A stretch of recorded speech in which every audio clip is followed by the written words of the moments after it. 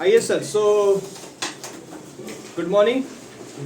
हम लोग बेटा प्रॉब्लम नंबर 2 के ऊपर बात कर रहे थे। प्रॉब्लम नंबर 2 को थोड़ा देख लीजिए। आप लोगों को होमवर्क जैसे मैंने बोला था कि इसको करना है।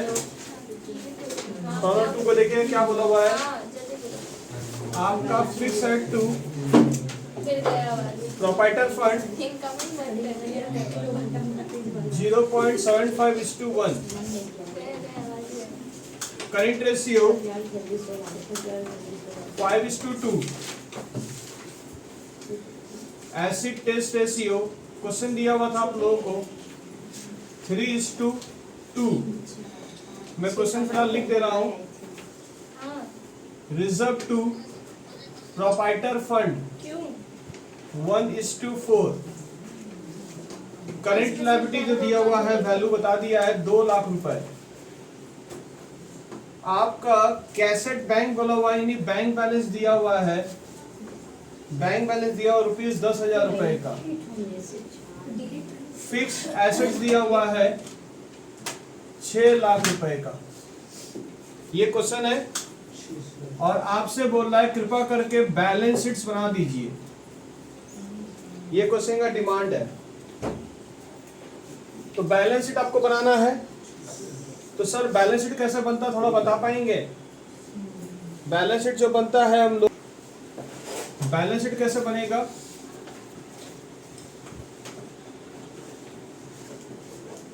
तो आप यहां पर बैलेंस शीट एज ऑन, सबसे पहले क्या लिखते हो? इक्विटी एंड लायबिलिटी, जिसमें सबसे पहला पार्ट क्या लिखते हो?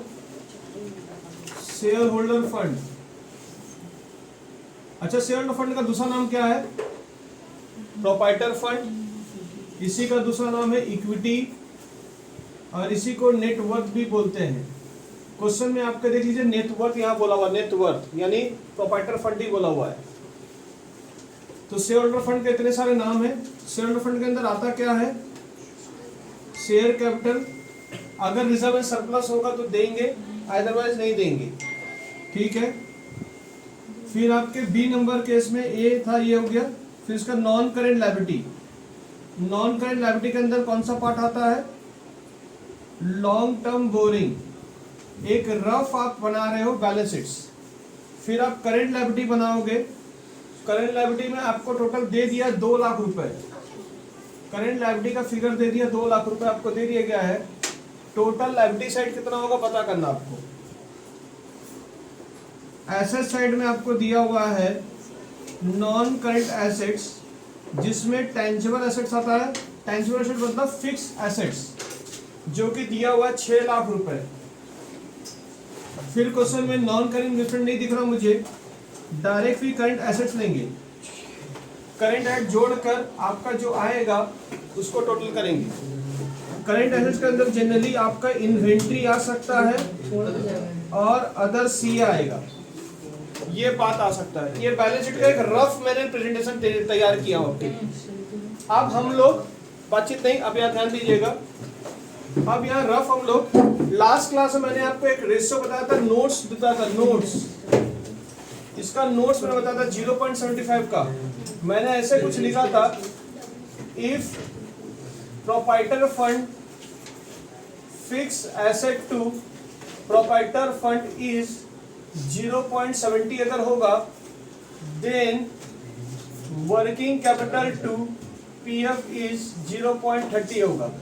उसी प्रकार से जैसे यहाँ पर देखो फिक्स एट टू पीएफ आपको दिया हुआ है 0.75 दिया हुआ, तो देन वर्किंग कैपिटल कितना होगा? 0.25 होगा। ठीक है, यही होगा ना? समझे क्या बोले? अब हम लोग ये प्रोसेस को रखेंगे सामने और इस फंडामेंटल को चीज को सही करेंगे। पर सर इससे कुछ होने वाला है नहीं, इसकी जरूरत नहीं पड़ेगी फिलहाल अभी के लिए। क्यों साहब, क्यों जरूरत नहीं पड़ेगी? पहले इसे लिख तो लो। Fix at two PF equal to fix at divide by PF. Question में आपको ये दे दिया गया है, क्वेश्चन में ये भी दे दिया गया, तो सर ये वाला फॉर्मूलेट उठाने की जरूरत फिलहाल नहीं है। पिछले क्वेश्चन में वर्किंग कैपिटल दिया हुआ था, इसलिए मैंने वहां से पीएफ का जुगाड़ कर दिया था। पर ये अभी डायरेक्ट हो जाएगा तो इस शस्त्र का सहारा लेने का आवश्यकता नहीं है, झमेले मत जाओ। क्लियर है? पिछले वाले क्वेश्चन में और इस वाले क्वेश्चन में क्या फर्क है? ये वाला क्वेश्चन थोड़ा इजी कर दिया है। यहाँ पर कितना दे रहा है? 0.75/1। फिक्स रेट कितना दिया हुआ क्वेश्चन में? 6 लाख डिवाइड बाई पीएफ। तो आपका 0.75 PF is equal to 6 lakh. तो आपका बता सकते हैं आपके टोटल शेयर होल्डर फंड कितने हो रहे हैं? Share holder fund 6 lakh divide by कितना करेंगे आप? करके बता सकता हो रहा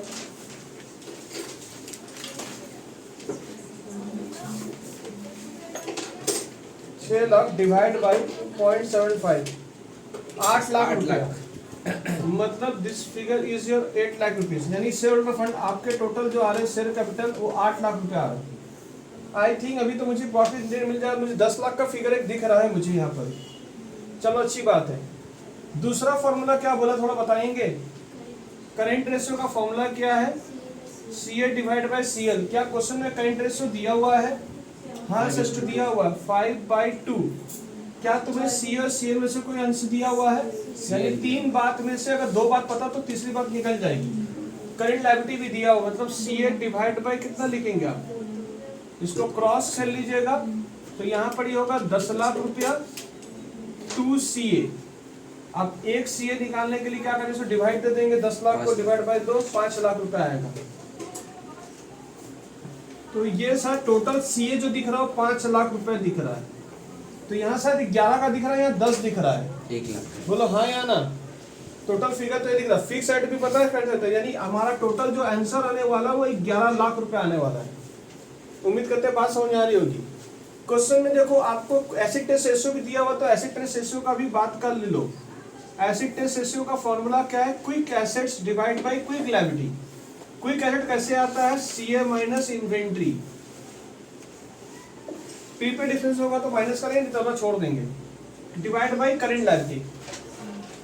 क्वेश्चन में देखो एसिड टेस्ट रेशियो दिया हुआ है, ये दिया निकाल लिए हो, ये पता चल गया, ये आपका नहीं पता तो आपका इन्वेंट्री निकल जाएगा इसमें से।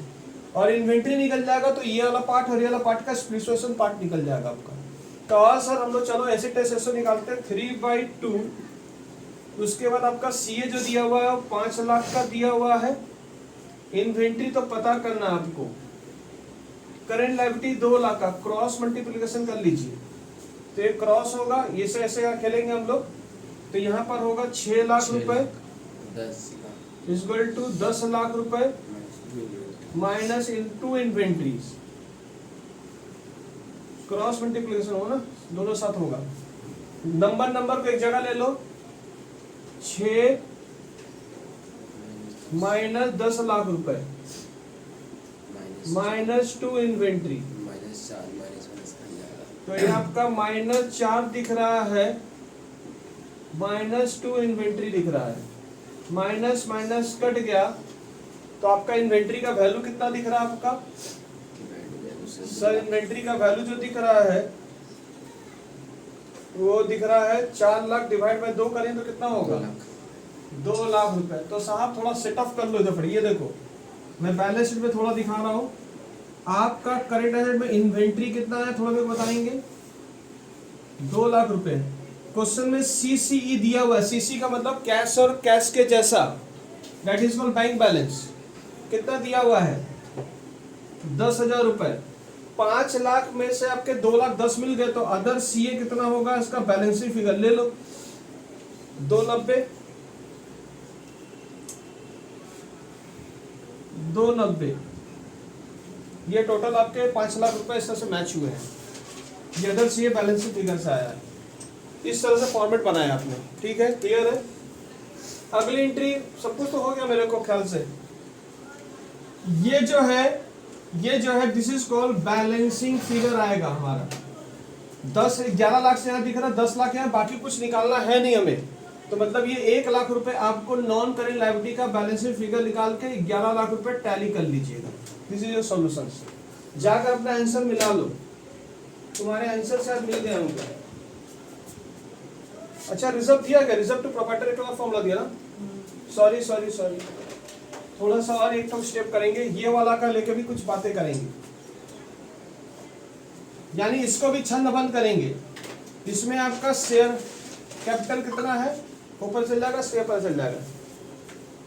देखो क्या लिखा हुआ है, फॉर्मूला क्या लिखा हुआ है, रिजर्व टू पीएफ। फॉर्मूला क्या बनेगा, रिजर्व डिवाइड बाय पीएफ, ये फॉर्मूला बनेगा।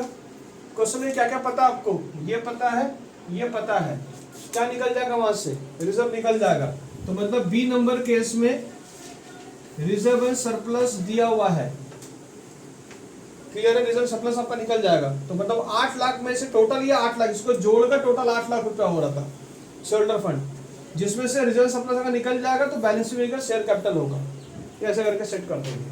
आओ साहब देखते हैं, ये कितना बोला हुआ है, 1/4 इक्वल टू रिजर्व। पीएफ कितना था आपका, 8 लाख रुपए।